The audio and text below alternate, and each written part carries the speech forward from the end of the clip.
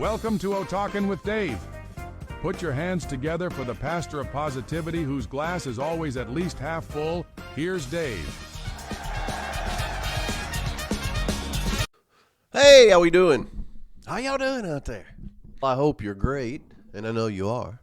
I'm Top Shelf, and you knew I was. So what we're going to talk about today, and I'm gonna try to stay in a light mood about a deep philosophical topic. Wish me luck, because the name of this O-Talk is The Answers.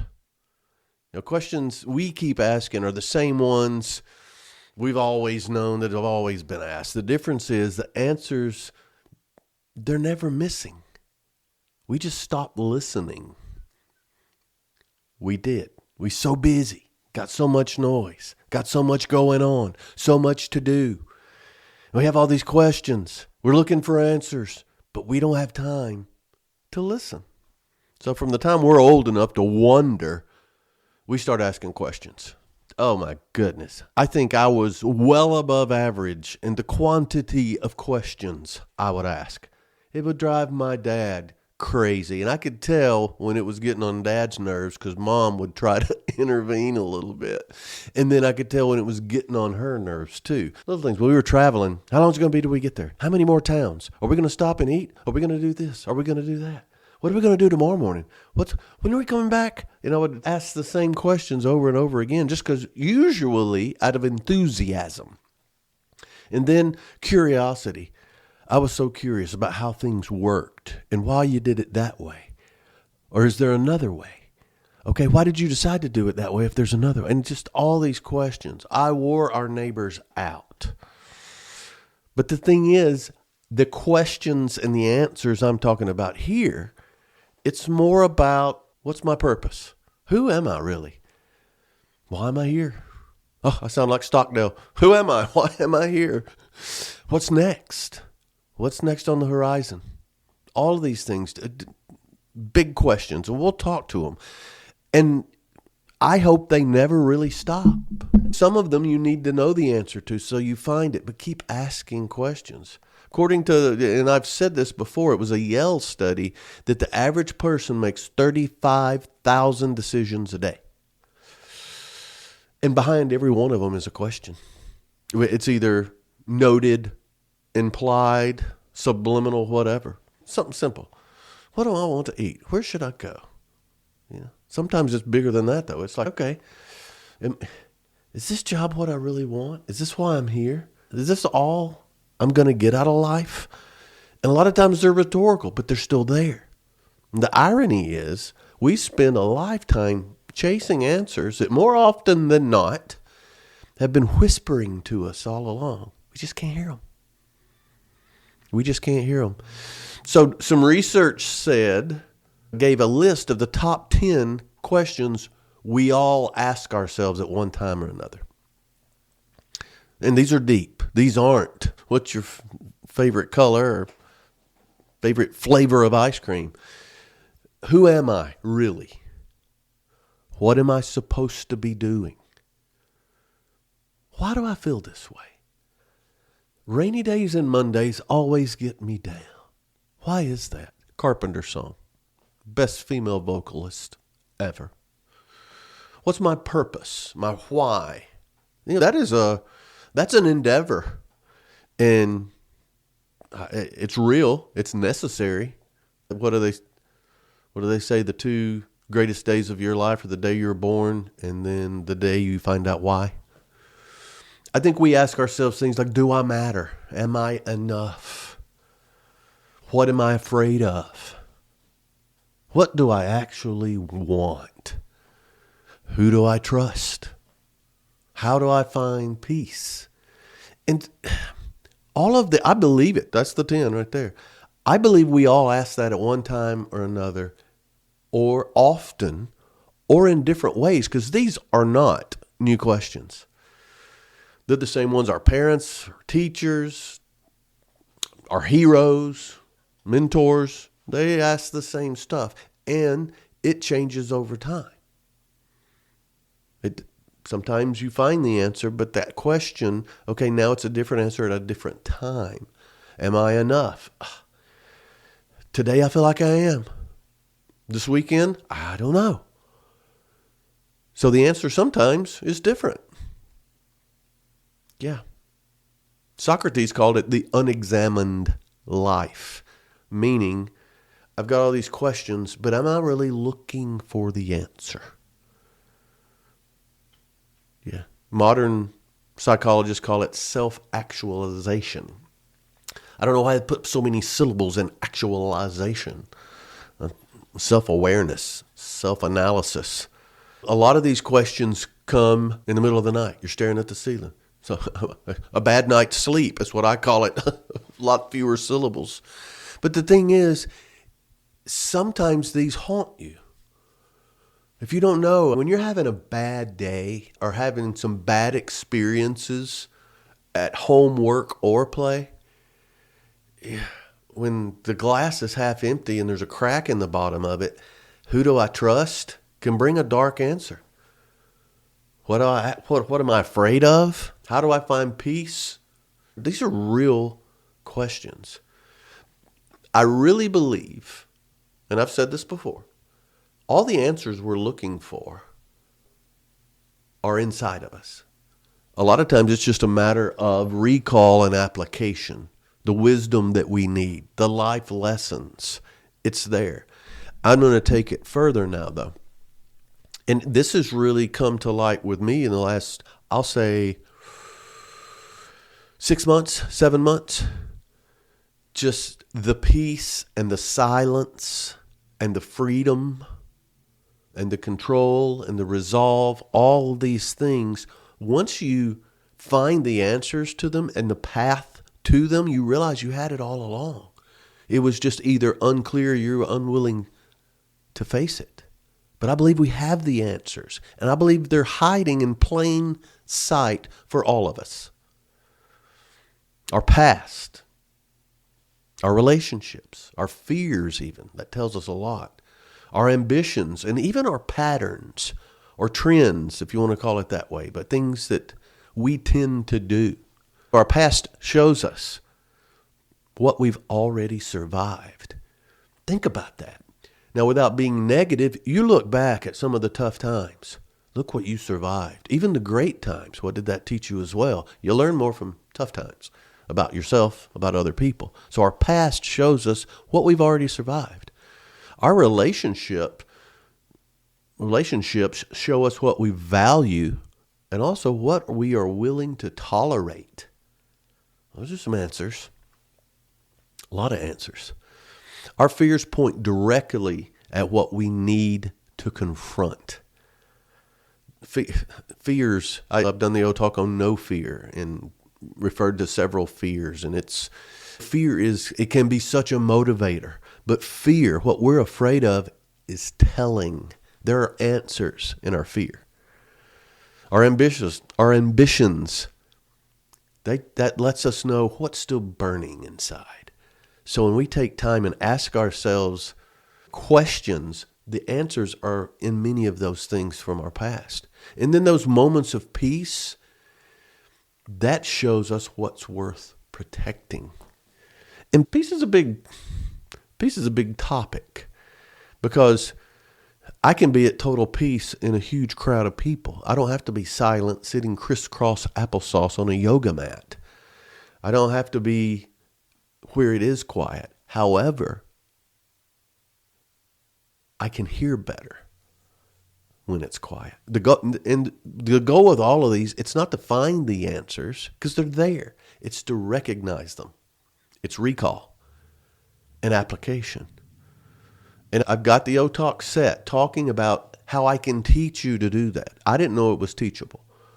But under some research, it is very teachable to let you use your past and apply it to your present. And so that's coming. Little cliffhanger. But the answers are here. So I talk about peace and clarity and freedom and control and resolve.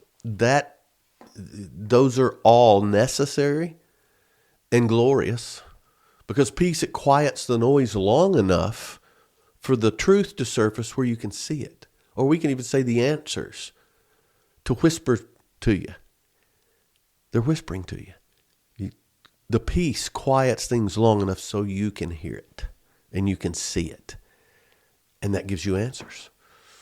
Clarity, it strips away all the drama and reveals what actually matters.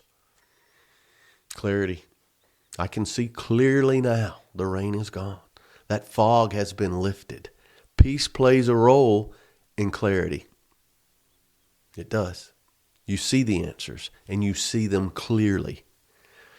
And then there's freedom. Freedom! Freedom gives you permission to live the answer. Not just think about it. Not just see it. Not just see it clearly. Freedom says it's okay. You can do this. You are free to make that choice. Wonderful. Then control, it keeps emotion from hijacking the reason. I've got the freedom, but can I control my emotions? Can I control the drama? Can I control the influence that is weighing me down? So you have freedom.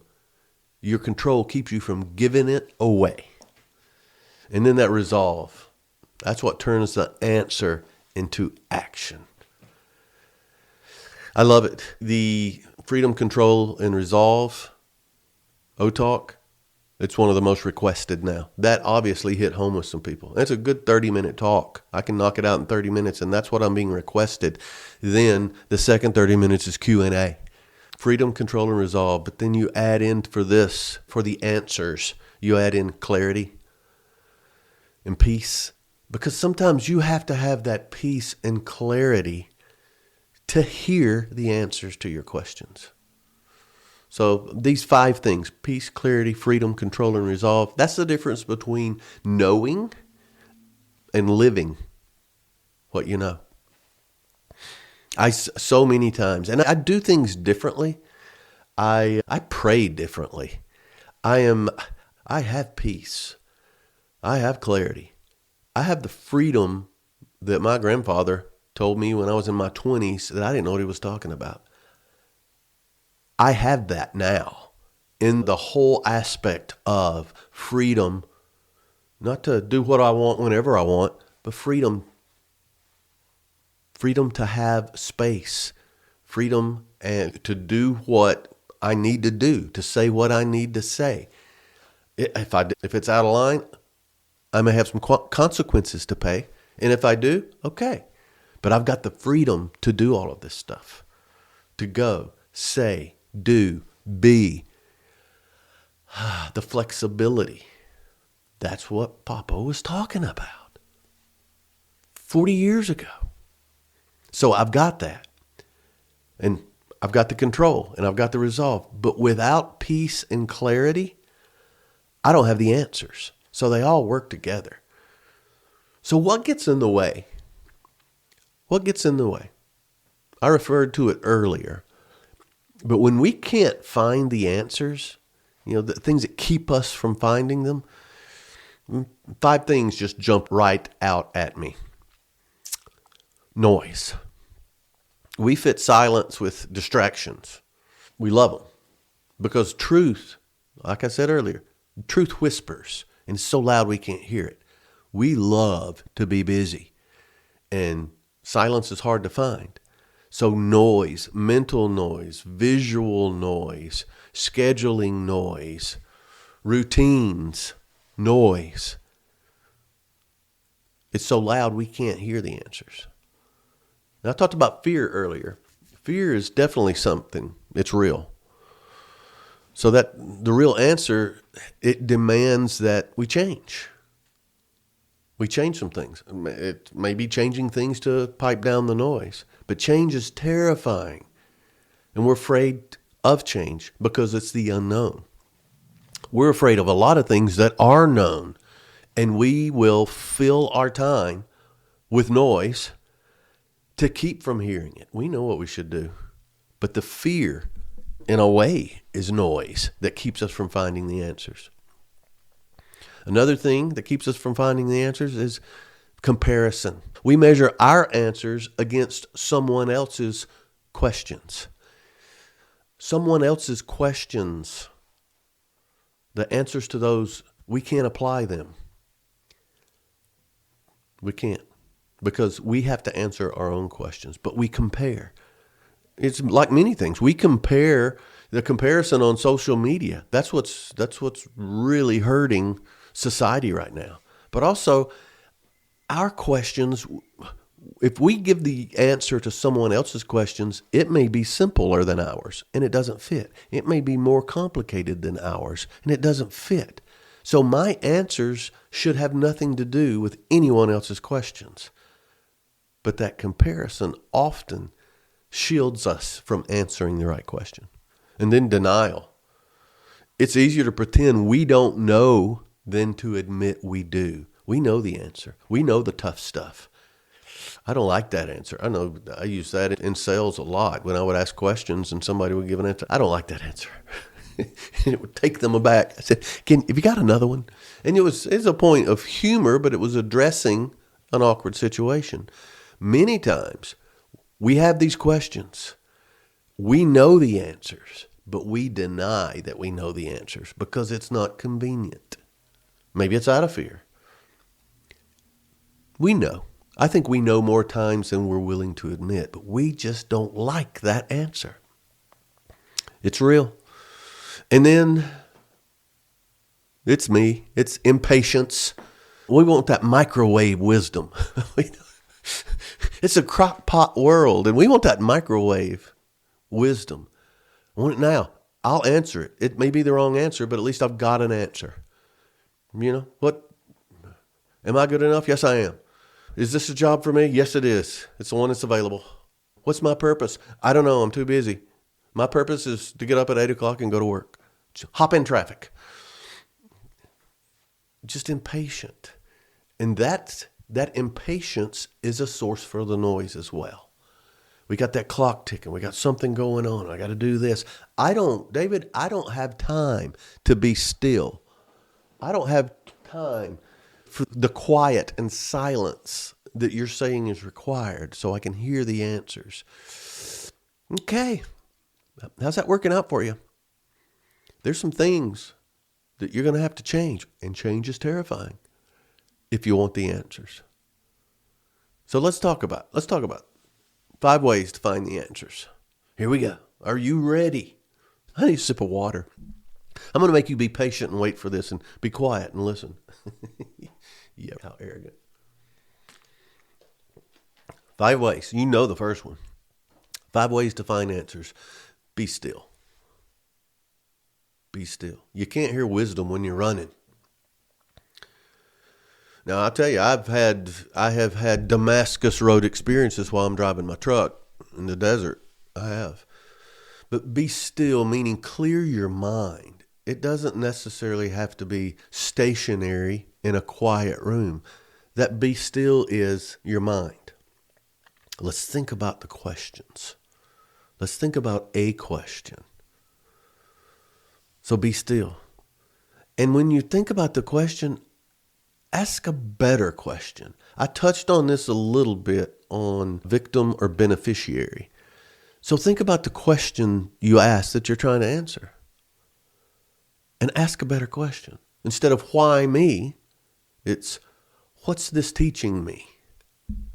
The fact that I don't have the answer clear and simple. What is this teaching me? Why am I going through this at this time? And who are you asking?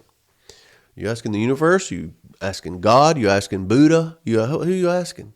But ask a better question. Because, you know why you need to ask a better question? Because you have the answer. You have the answer. I could give so many personal examples recently. I'll give one. I try not to do this. The other day, I was thinking about some of the losses that I've had and some of the things that I missed. And I was dealing with that. And why do I keep thinking about this? And what is a good way to get over this, the things I miss? And it hit me. The list of things I miss doesn't compare to the list of things that I do not miss. And it clicked. Oh, okay. Now that may sound, I'm not going to give you context, that may sound simple and obvious.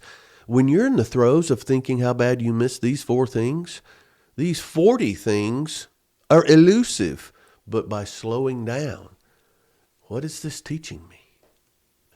Instead of these 4, oh my goodness, I wouldn't trade these 40 for those 4 on my worst day.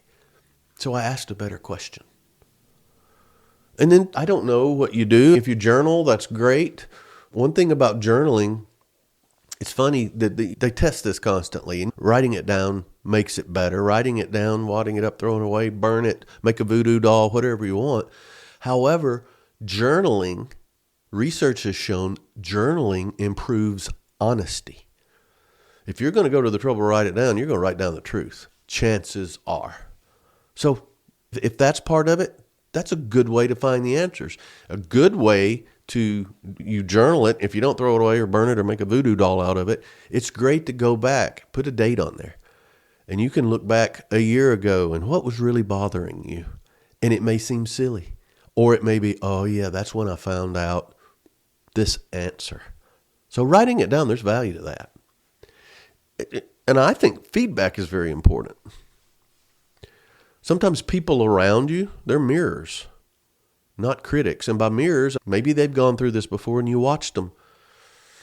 Maybe you just need to talk to them about it.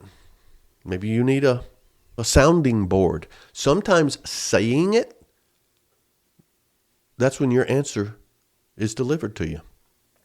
Or when you see it, because it's always there. And then go back to old lessons. I talked about that in journaling, go back a year ago, but the answers that you may have had at the time that weren't the right answers, maybe they fit now. Maybe that answer was a no, now it's a yes. Maybe the same answer fits again. Oh, I addressed this before. What did I say? Oh, I remember. Boom, answered. So all these are great ways to find the answer. The thing is, a lot of times you feel hopeless or the answer doesn't, it seems like a quick way or an easy answer or a way to get the question off of the docket. So 5 ways to look at that, to stay determined, even if the search for the answer is hopeless in your mind at times, and on a bad day, it will be. Trust the silence. Trust that as progress. Growth doesn't always make noise. Your answers, if you're silent and you don't get the answer that you're looking for, don't consider that wasted time. That's progress. Maybe you're just not ready for it. But stay determined, because all silence is progress. You may get the answer to a question you weren't asking. Ooh, how many times has that happened? You know, how many times have you sat down to eat and you were craving something and here's something else and, oh, that's delicious. This is fantastic. You forgot all about that other thing, right? Remembering your wins, it's a great way to stay determined. You look at everything you've made it through and you're still here. You figured out hard things before. You can do this. Let's just stay determined. Some answers are complicated. It's not as simple as a yes, no, wrong. So remember, hey, you've been through a lot. You've got this. And then it's so true in so many things. Keep moving. Even small steps. Progress. Silence is progress. You're on the way toward that. Even a small step gets you closer to these answers. And this can be, I'll go over some more in a minute, but talk it out. Just talk it out. Conversations clarify a lot of things that overthinking muddies the water. Sometimes you can think about it so much, you can't even see it anymore. You can't see the forest from the trees. I know we've all been trying to, you work a puzzle and you're looking for this one piece and you've looked, you just can't see it. And somebody comes over, sees the shape. Oh, there it is. Boom. Yeah. Talking it out sometimes gives you that clarity. And another thing, the optimistic side, if you have one, always feel like and believe in your heart, I'm close, man. I'm close. The hardest questions come right before a breakthrough. So be determined, even when it seems hopeless.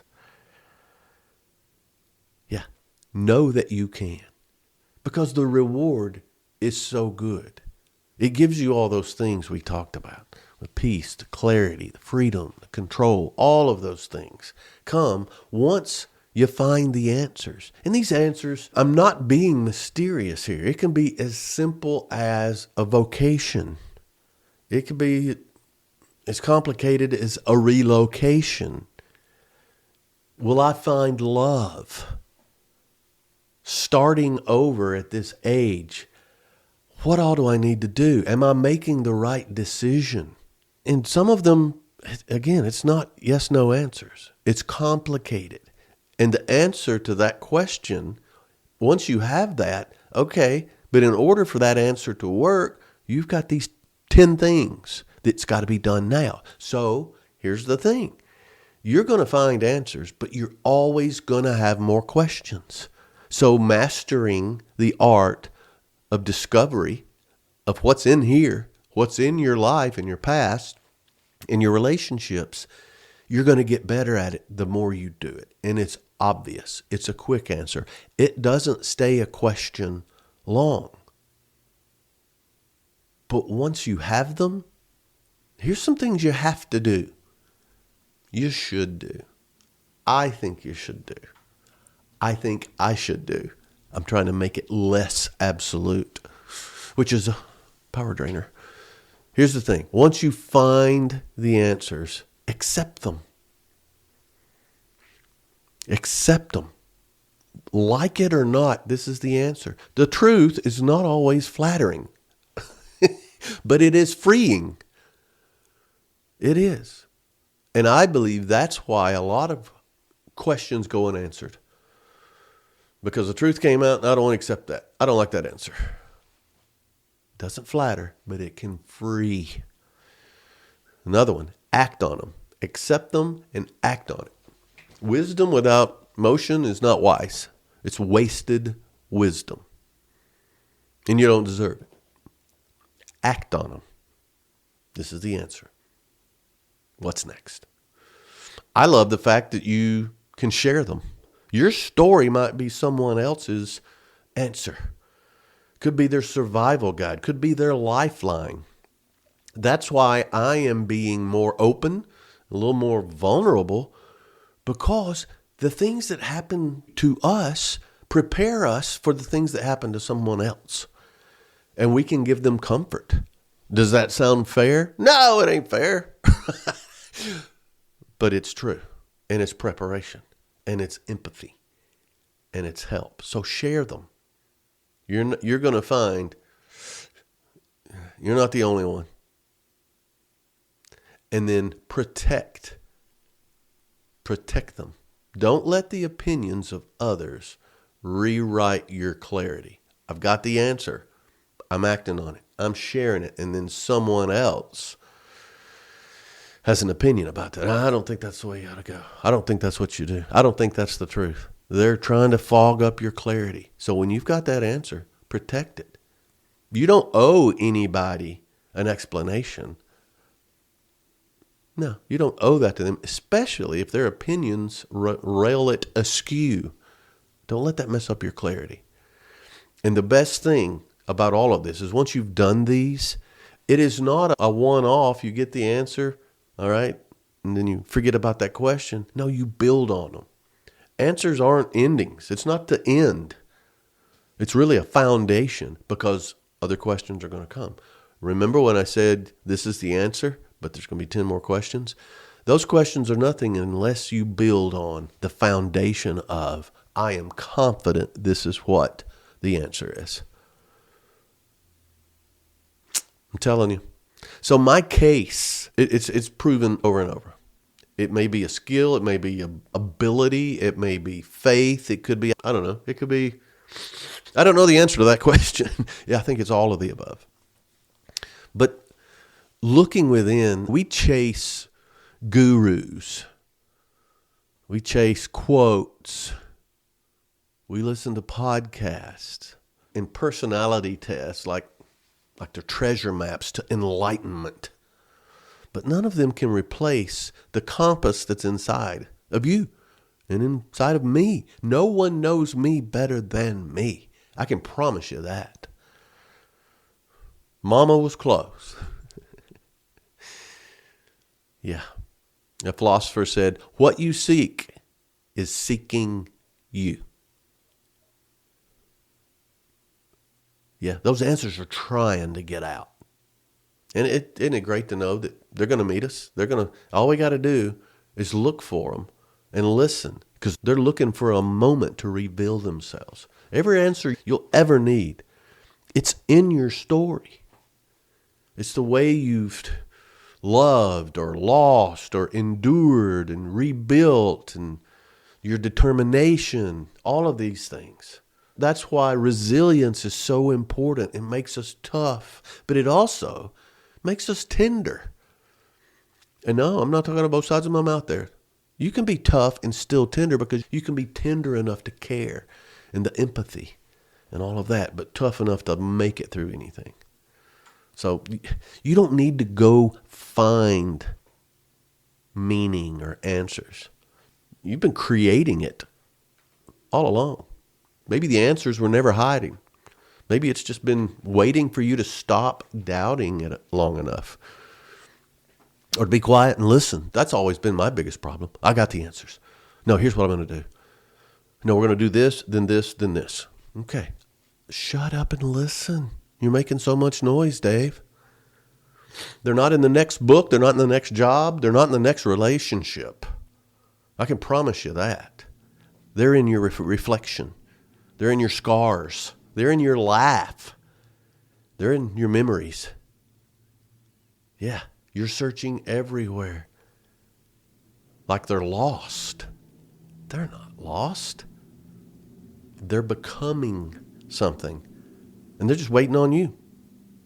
And when you finally stop running long enough to listen, you'll realize something very powerful. You already had the answers. You've just been living them out loud. You're not waiting for the answers. You're remembering them. Every question you ask, your soul is trying to point you home to where they are. And that should be thrilling. And these words should calm you down. That should give you peace and a little bit of silence to dig in. And once you dig in, they'll keep coming. They'll pop up. The answer isn't out there. It's in the part of you that's willing to listen. So focus on that part of you, and you'll find the answers. And they don't arrive. They don't just arrive. They reveal themselves when you're ready to believe them. I believe that 100%. The timing is not right. There are times in my life when it was the right answer. But I was not willing to believe it at that time. I haven't been through enough yet. I haven't had enough life experiences yet. I haven't had heartbreak yet. I haven't lost enough to believe that answer. It's like a fairy tale. The questions are breadcrumbs, and you've been leaving them by the trail all along. They've been out there, and they've been answered by your life. And you don't find clarity by asking harder. Why? You find it by being still. Yeah. You are the question, and you are the answer. That's why I encourage you to spend time in silence. Spend some time alone. Try to reduce the noise a little bit. Pockets of time. In a recent O-Talk, I talked about the research that was done that 70% of all people feel like they have a task or a hardship that is unavoidable. That 70%, once they spent 10 minutes in silence, it reduced to 40%. That's quite a jump in 10 minutes, when 10 minutes ago it was unavoidable. This is so many of you poured your heart out talking about all these answers. Here's the thing, just the last word on this. Don't try to find all the answers. You don't know all the questions. Take them one at a time. Get that answer. And other questions are going to keep coming. Take them one at a time, because when you're trying to answer all of the questions that you have on you, it's too much. It's too heavy. It's a casserole. But when you take them one at a time, write down the things in your life that are the most stressful, that are causing the most turmoil. Write them down. And then, okay, what's my question about this? And am I asking the question correctly? And then talk it through. Be quiet. Let the answer come, because it's in there somewhere. Something someone told you, something you witnessed, a story you've heard, something that happened to a family member or a friend. In those experiences is the answer. And I just hope you're ready to believe it. Okay, serious stuff. Thanks so much. Hit me up at david@otalks.com or dave@otalks.com, or just go to the website. It tells you how to get a hold of me. But let me know. Are there answers out there that you're looking for? There should be. There should always be. So what are they? How did you find the answers? How did it change your life? It's fantastic. So I appreciate your time. I appreciate you hanging out. I appreciate you hanging on. But most of all, I am thankful for you O-Talking with Dave. Giddy up.